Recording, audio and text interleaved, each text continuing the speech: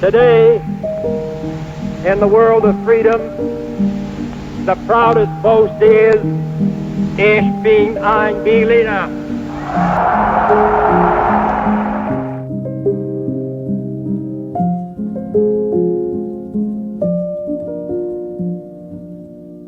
These words are part of one of the most dominant speeches during the Cold War, and maybe even in history. They were told by former United States President John F. Kennedy on June 26, 1963, 16 years into the Cold War. Many today may think of this speech as just one other event in history without giving it much thought. Or supposedly they do know the story, but the first thing that comes to their mind is, hang on, I know this random person, he's the guy who said he's a jelly donut. But no, that's not really what it is at all. It's mainly just hard to understand because of how much history is behind these words. President Kennedy had a significant role in the Cold War and our world as we know it today. Using diplomatic efforts like President Kennedy had is the best way to make an impact. But to fully understand this impact of the speech, we must go back to the 1960s.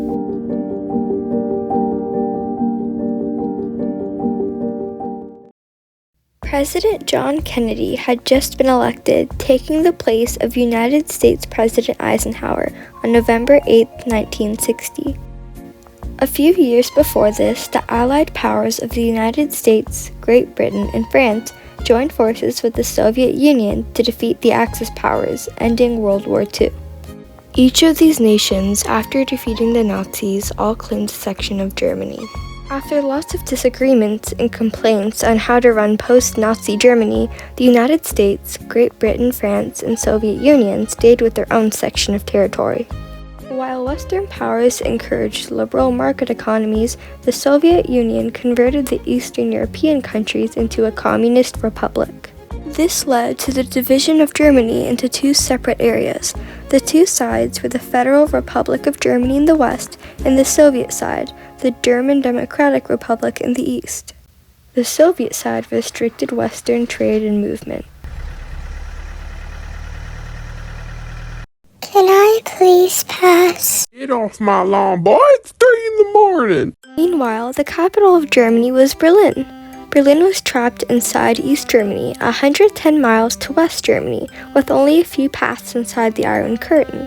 West Berlin was essentially an island of democracy inside a sea of communism. You can see how Berlin was completely encircled by the Soviet state, surrounded on all sides by East Germany.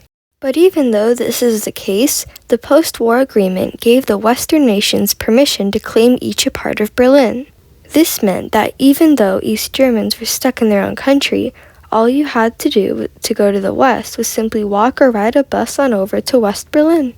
Between 1945 and 1988, around 4 million East Germans migrated to West Berlin, mainly young professors, athletes, or simply some random people hoping for a better life in the West. At the peak, around 1,000 East Berliners left to the West per day. Because of the easy access to West Berlin, the Soviets took an even larger step to prevent their people from crossing over. An evil, utterly wicked thought had been brought to Soviet leader Nikita Khrushchev's attention. What if they built a wall around East Germany to prevent further escape?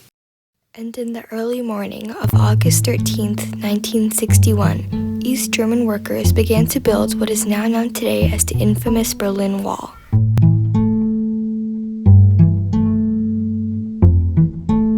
It started out as just a barbed wire fence, but over time it became a military encampment with mines, guard towers, guard dogs, and snipers who shot East Berliners on sight.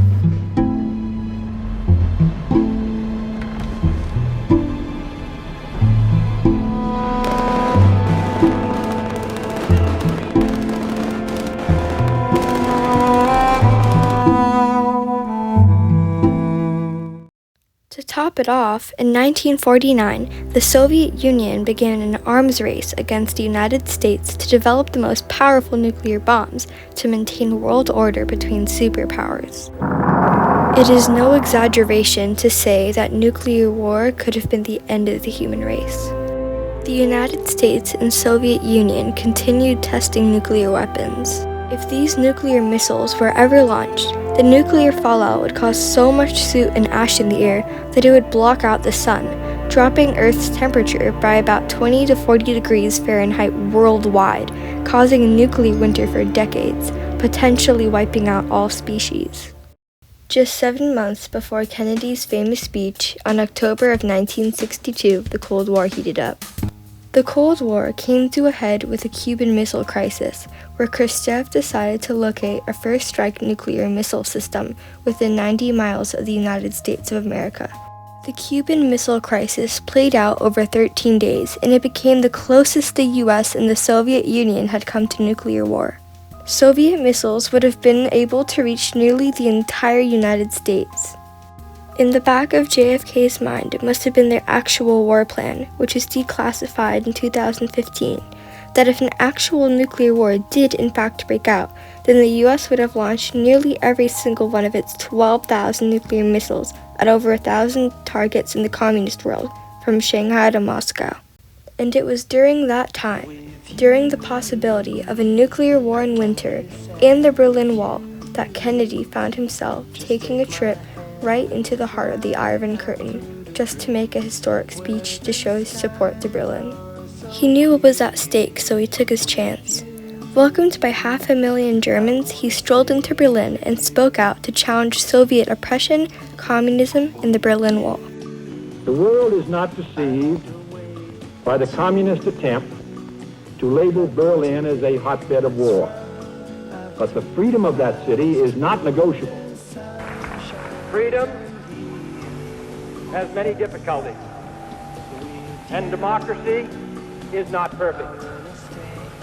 But we have never had to put a wall up to keep our people in, to prevent them from leaving us. This led to the quote you first heard in the beginning of this video, Ich bin ein Berliner. In the world of freedom, the proudest boast is, Ich bin ein Berliner. Translating to I am a Berliner, or I am a citizen of Berlin. See, no one thought about Berliner as the actual donut until years after Kennedy's speech.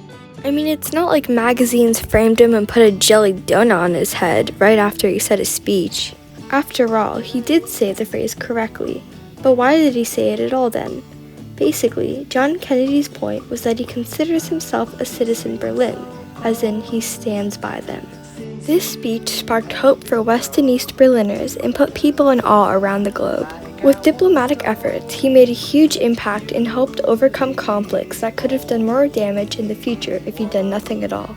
In the end, East Berlin was never conquered or was never overrun by the Soviets, even with multiple war efforts throughout the Cold War.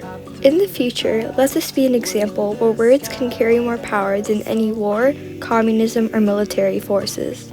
And to think this all came from a jelly donut. I wanna stay with you.